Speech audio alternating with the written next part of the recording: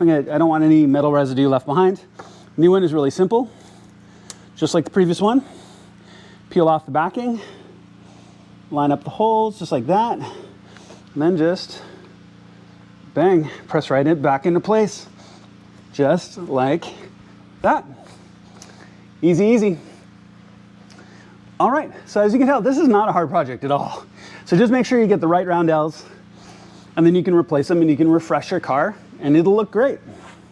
All right, y'all, all done, so go ahead and clean up and put your tools away. And you can tell this is not a hard project. It only takes a few simple tools and about 10 minutes if it goes really well. So, you know, if you have a beat up or fitted roundel, there's no reason why you can't do this and really refresh the look of your car. Or you might do an upgrade like I did in this case. And it can make a huge visual difference with your car. Thank you so much for watching. I really appreciate it. Please make sure to click like and subscribe. It makes a genuine difference to my channel, and I would really appreciate it. And if you're interested in G87 content, there's a ton coming, let me tell you. Thank you so much for watching, and I'll see you on my next project.